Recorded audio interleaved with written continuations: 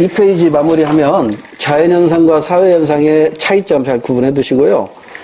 자연현상과 사회현상은 서로 영향을 주고받는 것도 기억하셔야겠죠. 자연현상이 사회현상에 영향을 주고 사회현상이 또 자연현상에 영향을 주죠.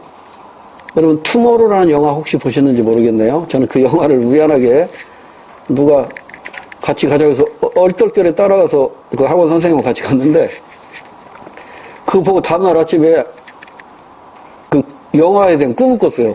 내가 살아있다는 것이 너무 고맙더라고요. 네?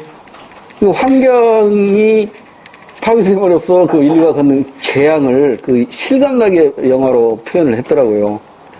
우리가 겪을 그런 환경일 수도 있어요. 지금 북극에 얼음이 녹고 있고 곰들이 북극 곰들이 먹을 게 없어가지고 기아에 허덕이고 있고 다 인간이 만들어낸 자연현상인 거죠.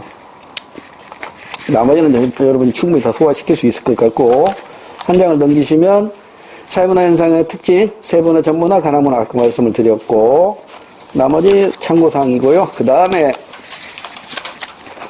이것도 이제 출제 포인트 중에 하나인데 이것도 반드시 알아야 되는 현상입니다. 사회문화 현상을 보는 관점인데 이것도 반드시 하나 나온다 이렇게 생각하고 공부하셔야 돼요. 사회문화 현상 그냥 사회현상으로 표시할게요.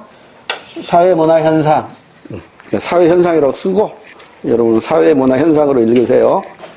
사회문화 현상을 보는 뷰포인트 관점이 크게 두 가지예요. 나무를 보고 숲을 평가하는 관점이 있고요. 숲을 보고 나무를 판단하는 관점이 있겠죠.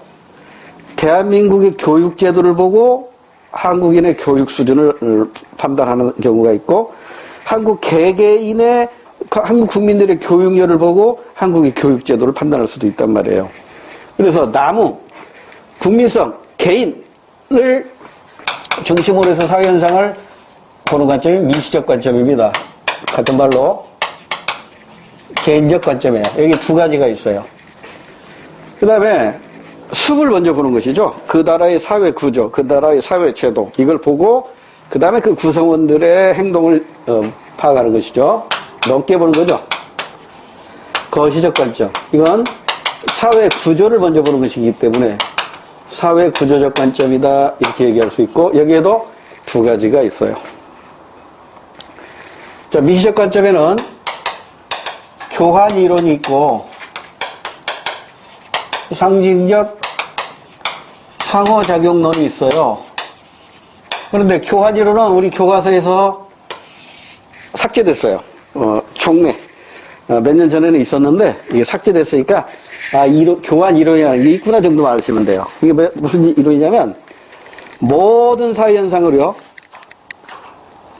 경제적 교환 가지고 설명하는 거예요. 그러니까 주는 게 있으면 받는 게 있다는 입장이죠. 이 경제적인 관점을 강조하는 거죠. 세상에 공짜는 없다는 거잖아요. 받았으면 줘야 되고요. 줬으면 받아야 됩니다.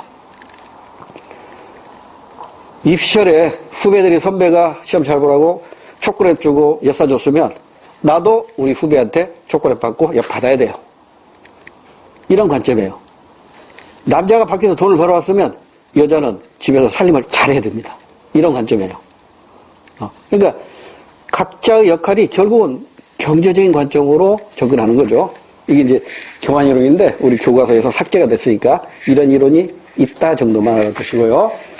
그 다음에 이제 상징적 상호작용론은 뭐냐면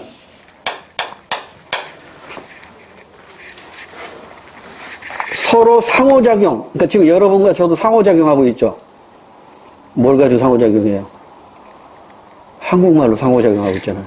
표정이나 손짓으로 상호작용하죠? 영어로 한번 해볼까요? 근데 영어로 못해. 영어로 못하니까 한국말로 하자고요. 자, 이런 한국말이라는 매개수단, 상호작용, 상징체계라고 표현하죠. 한국말이란 언어, 문자, 손짓, 법짓 이런 상징체계를 동원해가지고 여러분과 지금 의사소통을 하고 있잖아요. 이런 의사소통 과정을 가지고 사회현상을 설명하는 거예요. 어떤 상호작용을 하느냐에 따라서 사회현상도 다르게 나타난다는 것이죠.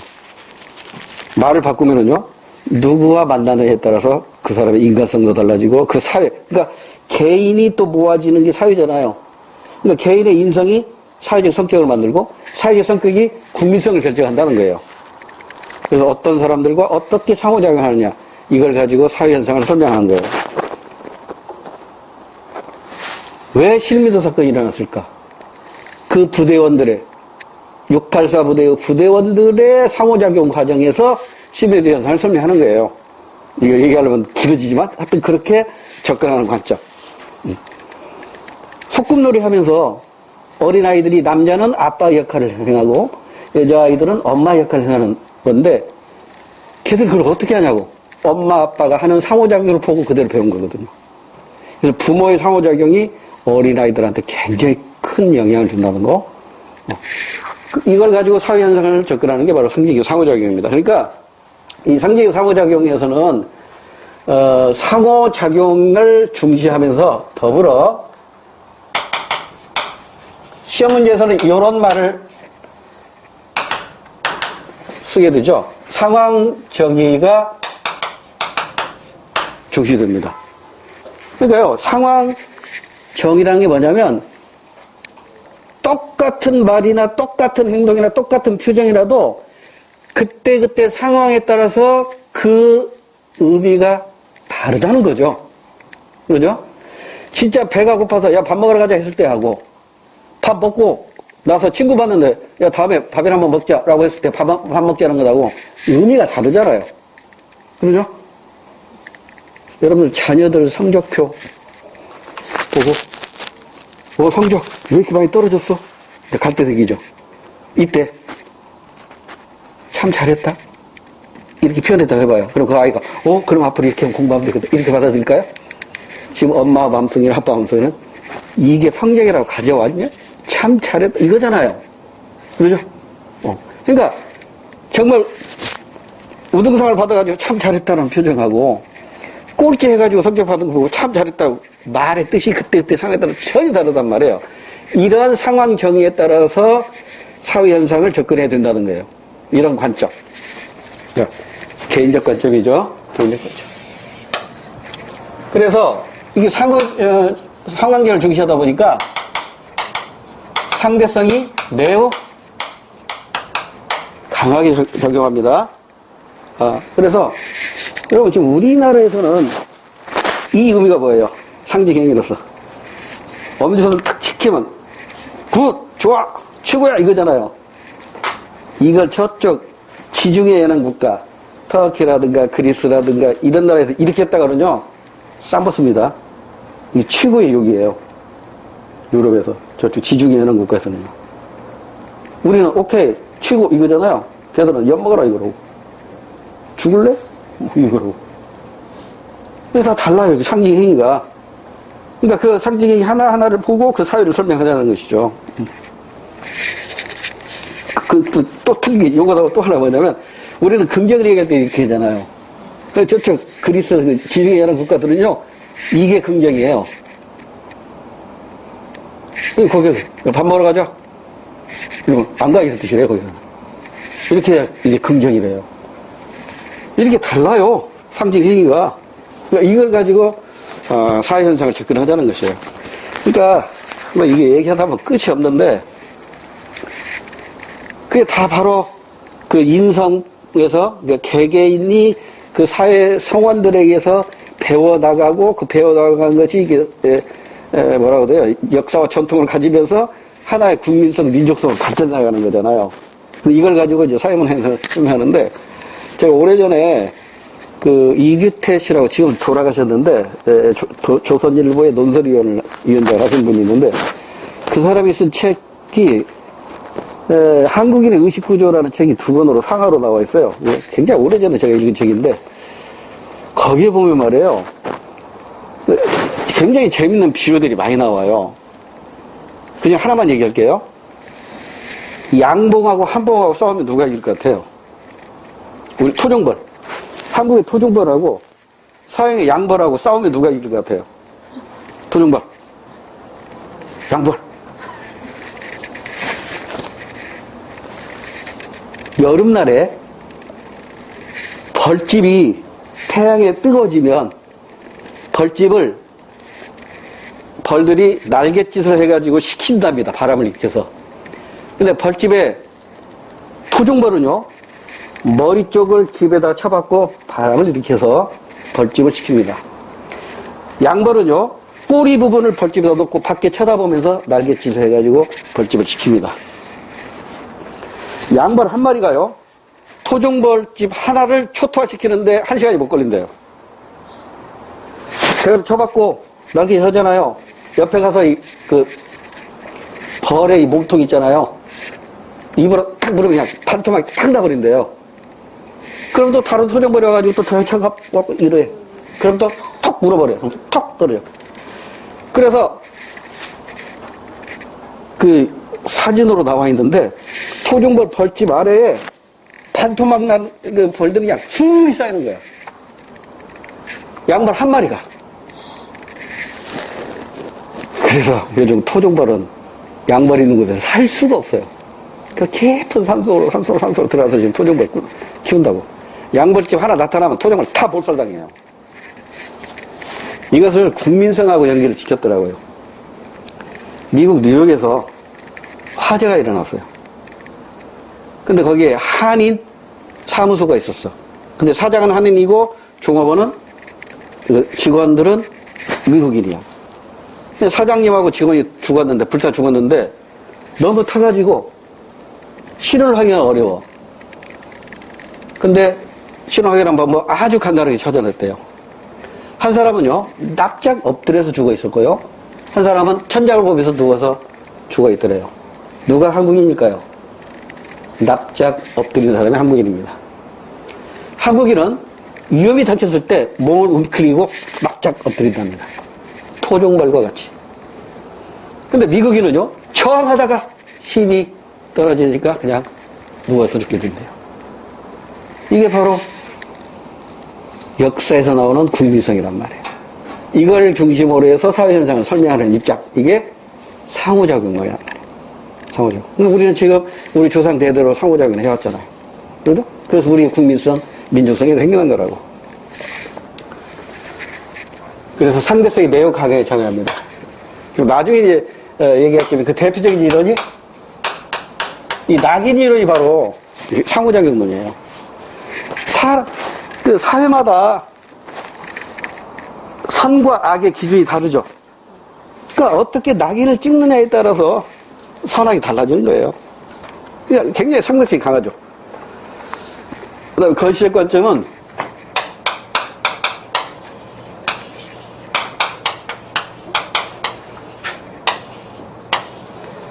기능론과 갈등론으로 나눠집니다.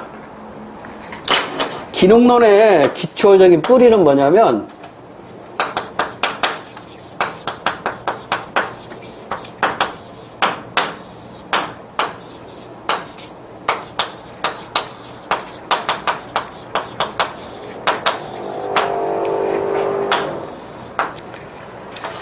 기능론은 결론부터 말씀을 드리면 사회 현상을 설명할 때 굉장히 보수적으로 설명하는 입장이에요. 지금 있는 이대로가 좋다고 보는 거죠. 그러니까 보수적이면서 안정적인 관점이에요. 근데 갈등론은요, 사회 현상을 보는데 그게 아니야. 지금 이대로는 안 돼라고 보는 관점이에요. 지금 이대로는 안 돼. 그러니까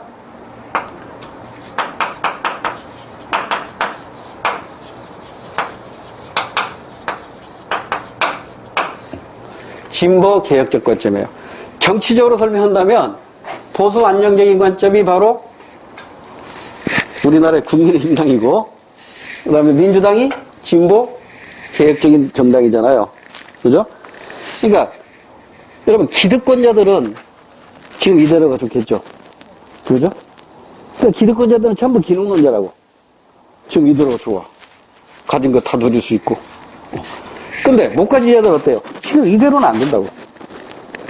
근데 내 힘으로 안 되니까 뭐가 바꿔줘야 돼? 내가 아무리 바꾸려고 해도 내 스스로는 해결이 안 되니까 사회가 바꿔줘야 된다고. 진보 계획적인 관점이 갈등론자 관점입니다. 여러분도 이 둘 중에 하나일 텐데, 제가 볼 때는 이쪽이 맞을 것 같아요. 네? 저도 이쪽에 속합니다. 기득권자들이 우리나라 상위 2%나 해당되는 사람들이 여기 해당이 되죠. 스카이 출신이 우리나라 상위 2%입니다. 대학에서 스카이 출신이 상위 2%. 그러니까 그들만의 리그죠. 그러니까 걔들은 다 기능론자야. 지금이 좋아. 그 나머지 98%는 지금 이대로는 안 돼. 이런 관점이란 말이에요. 그럼 이제 기능론과 갈등론, 이거 시험 문제 아주 잘 나오니까, 뭐, 약방이 감초잖아요. 사회문화 과목에서는 이게 시험 문제 잘 내는 거라고. 기능론은 사회는 하나의 생명체와 같다는 거죠. 생명체. 유기체라고. 그러니까, 우리 몸으로 말하면, 위가 할 일이 있죠. 소화 잘 시켜야 돼요. 폐는 숨 잘 쉬어야 돼. 숨 잘 쉬게 하면 돼. 간은 피로회복 잘 시키면 돼요. 심장은 피 잘 돌게 하면 돼요. 각자 자기가 맡은 바 역할을 잘하면 사람이 건강하듯이 사회도 마찬가지야.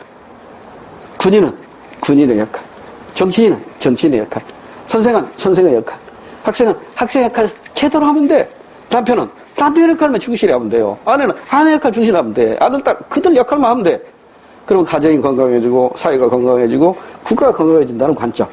이게 바로 기능론의 관점이에요. 그러니까 서로 유기적으로 연결이 됐다는 거예요. 사회는 모든 사회 구성원이 다 유기적으로 연결이 돼 있어요. 그래서 이 기능론에서는 조화, 균형, 안정을 강조해요. 근데 갈등론은 그게 아니죠. 인류의 역사를 보면 결국은 계급 투쟁의 역사라는 거예요. 가진 자와 가지지 못한 자 간의 싸움이 인류의 역사를 발전시킨다는 것이죠. 계급 투쟁사. 마르크스 잘 아시죠? 계급 투쟁사. 그래서 가진 자와 못 가진 계급 간의, 그러니까 지배 계급과 피지배 계급 간의 싸움의 역사다. 싸움의 역사다. 그렇기 때문에 조화와 균형, 안정, 이거 다 쓸데없는 얘기라는 거예요. 갈등. 또 뭐가 있어요? 긴장, 마찰. 이런 것이 있기 때문에 사회가 발전한다는 거예요. 서로 긴장하고, 서로 마찰을 일으키고, 서로 갈등하는 가운데 사회가 발전해 나간다라는 관점이 갈등론의 관점입니다. 그래서 이 기능론자들은요, 이를테면 불평등 현상을 어떻게 볼까? 불평등 현상을 당연한 것으로 볼까요? 이건 당연하지 않다고 볼까요? 당연한 것으로 보겠죠? 너들도 지배계급 되려면 열심히 해봐. 그러면 돼. 이거잖아요. 그러니까 불평등 현상을 인정합니다. 이 불평등 현상 때문에 사회가 발전한다고 보는 거죠? 사회가 발전한다고 보는 거예요. 근데 갈등론에서는요, 이 불평등 현상이 사회 발전을 저해한다고 보는 거예요. 사회 발전을 저해한다고 보는 거죠. 그러니까 이런 불평등 현상을 없애자는 거예요. 없애자! 진보개혁.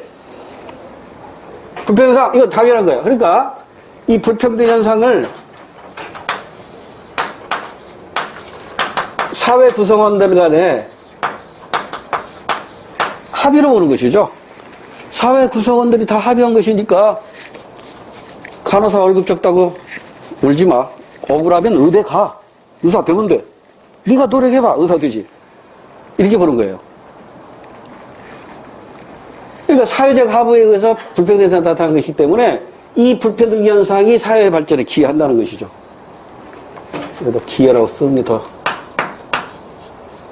사회 발전에 기여한다는 거예요. 그런데요, 이 갈등론에서는 이 불평등 현상은 사회적 합의에 의해서 이루어진 게 아니라 지배계급이 결정한 거라고. 지배계급의 합의죠. 그러니까 가진 자들이 서로 지들끼리 합의한 거야. 피지배계급은 열을 시키고 자기들끼리 기득권자들이 힘이 있으니까 그걸 기초로 해서 합의한 것이다. 따라서 이건 사회발전에 기여하지 않는다. 오히려 저해한다. 사회발전을 저해한다. 라고 보는 거예요. 그래서 이 기능론에 의하면 이 불평등 현상으로 나타나는 갈등이 있을 수 있겠죠. 갈등론에서도 갈등이 있을 수 있는데 이 갈등을 보는 시각이 기능론에서는요, 이게 일시적이고 병리적인 현상으로 봐요. 일시적이면서 병리적인 현상으로 봐요. 그러니까 이게 잠깐 나타나는 거야. 그러니까 우리 몸이 갑자기 소화불량이 걸렸어요. 그럼 소화제 먹으면 되겠죠? 그러죠? 소화불량이 걸렸어. 그럼 소화제 먹으면 돼. 이게 기능론이라고. 그러니까 일시적 병리현상이기 때문에 이걸 해결하기 위해서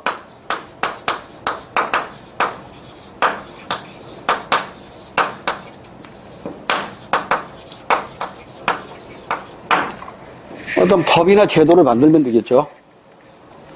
갈등을 해결하기 위한 법이나 제도를 만들면 돼요. 그런데요, 이 갈등론에서 갈등은요, 인류의 역사와 더불어 존재하는 거잖아요. 계급투쟁에 따른 갈등.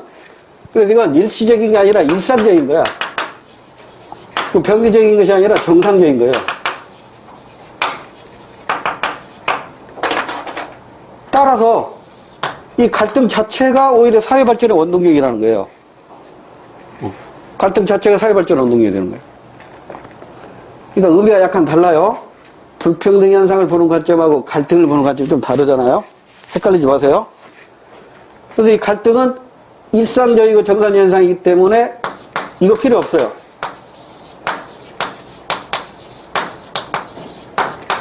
필요 없어요. 그 다음에 또 시험 문제 나왔을 때 많이 틀렸던 것 중에 하나가 사회 발전에 원동력이 뭘까?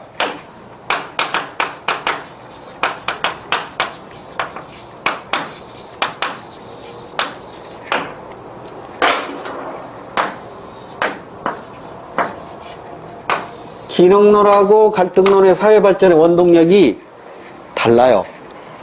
먼저 갈등론부터 한번 이해하기 쉽게 파악해 봅시다. 이 갈등 자체가 갈등 자체가 일상적인 정상적이기 때문에 이 갈등 기장 마찰 때문에 사회가 발전한다고 그러는 거잖아요. 그러니까 우리가 몸이 그러니까 소화가 안 돼. 이 소화가 안 되는 그 자체가 일상적인 거야.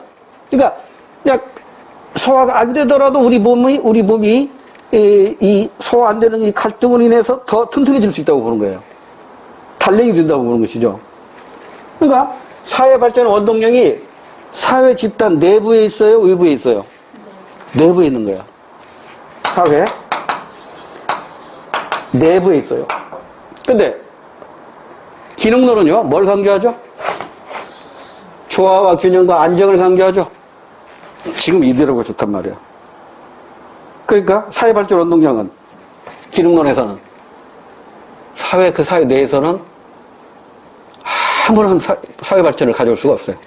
뭐가 있어야 돼? 외부에 충격이 있어야 돼. 외부에 충격이 없는 한 기능론자들은 사회 발전이 불가능해요. 그냥 멈춰있는 거죠. 그냥 기득권대로 세계가 되는 거죠. 이해됐어요? 그래서 이게 시험 문제 나왔을 때 많이 틀렸던 거예요. 사회 발전 원동력은 사회 외부에 존재합니다.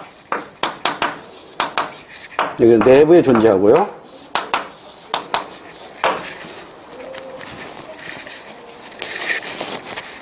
그러니까 기득권자에게 유리한 게 뭐다?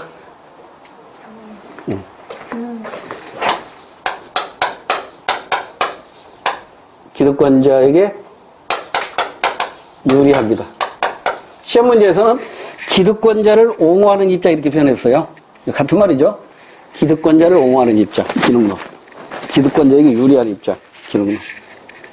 그 다음에 이건 피지배계급이 주장하는 거죠. 그러니까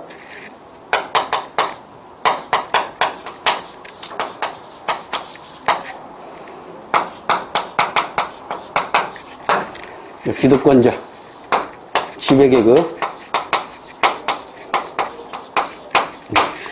지배계급에 유리하기 때문에 기능론은 지배계급들이 주장하는 입장일 것이고, 갈등론은 피지배계급이 주장하는데 그 이유는 이대로는 안 된다는 것이죠. 그러니까 이렇게 생각하면 돼요. 기능론자들은요, 보수 안정적인 관점이기 때문에 모든 것은 개인의 노력으로 모든 걸 해결할 수 있다고 보는 거예요. 근데 갈등론은요, 진보 계획적인 관점인데 개인의 노력으로 안 되는 거야. 노력으로 해결이 안 돼. 그럼 뭐가 바꿔줘야 돼요? 내가 바꿔줘야 돼? 사회가 바꿔줘야 돼? 사회가 바꿔줘야 된다는 거예요. 그러니까 기능론은 사회가 바뀌어줄 필요 있어 없어? 없어요. 개인이 바뀌어야 된다고. 개인이 바뀌어야 돼. 그래서 갈등론은 사회 구조의 변화를 요구하죠.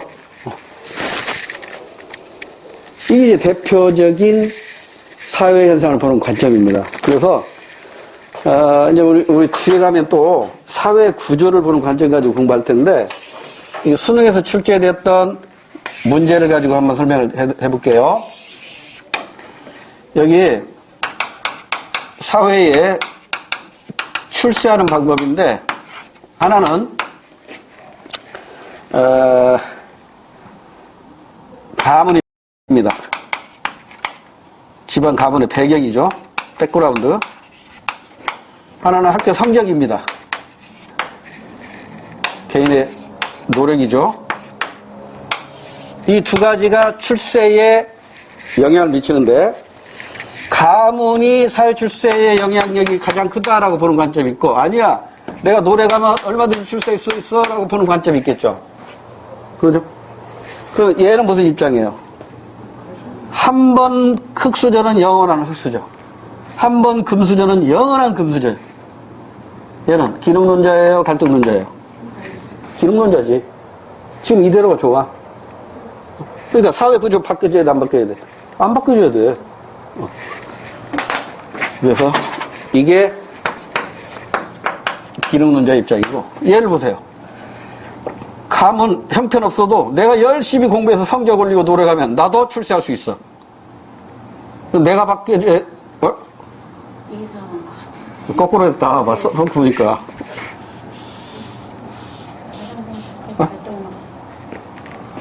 그러니까 한 번 흑수저는 영원한 흑수저니까 내가 아무리 노력해도 안 돼요. 그럼 뭐가 바뀌어야 돼? 사회가 바뀌어야 된다고. 이게 갈등론. 얘는 내가 아무리 흑수저로 태어났지만 내가 열심히 노력하면 나도 출세할 수 있어. 성공할 수 있어. 이게 기능론이에요. 그래서 옛날 수능에서는 그 재밌는 만화를 그려서 실시했는데, 나중에 우리 그 문제 볼 거예요. 그 양재천을 사이에 두고 이쪽에 타워팰리스가 있잖아요. 1동, 2동, 3동 있고, 양재천을 쭉 구룡마을에 가면 지금도 아직 철거 안 돼 있습니다. 그 판자촌지.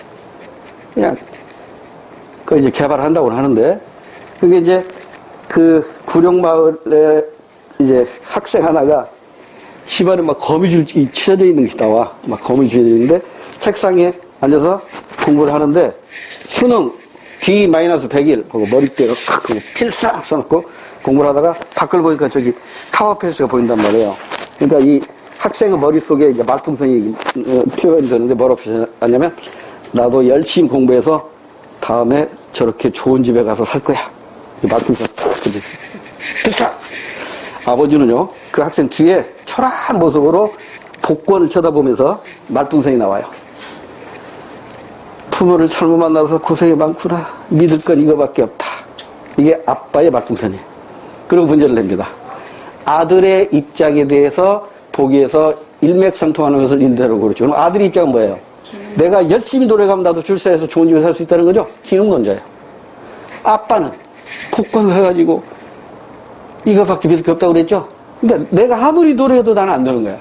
그러니까 이제 폭발해서 하는 거야. 이게 갈등 문제입니다. 그러니까 시험 문제에서는 아들을 가지고 물었지만 아버지 가지고 물을 수도 있겠죠? 아버지는 가로등 던자고 아들은 기름 던자고 이렇게 다른 거예요. 그 정도로 이해하시면 돼요. 자, 그래서 지금 소개한 걸 기초로 10페이지를 한번 읽어보세요. 10페이지 한번 읽어보시고 그 다음에 12쪽도 제가 이미 말씀드렸던데요. 상호작용론, 교환이론. 교환이론은 이런 게 있었다 정도만 알아두시면 됩니다. 그 다음에 시간이 다 돼버렸는데 다음 시간부터 또 굉장히 중요한 것들이 나오는데 이론 정리하다 보면 시간이 다 될 것 같아서 문제풀이는 다 못 올 것 같아요, 느낌이. 그러니까 이 문제는 지금 다 뽑아서 나왔으니까 틈틈이 한번 풀어보시고요. 못 풀리는 거, 안 풀리는 것은 질문하세요. 다음 시간에 사회문화 마무리 할 수 있습니다. 충분하니까 시간적 여유가 생기면 문제 몇 개 풀어드릴게요. 아니면 이론 정리하다가 필요한 문제 몇 개 더 풀이하든가 그런 식으로 수업을 진행할게요. 오늘 여기까지 하겠습니다. 수고하셨습니다. 감사합니다. 네.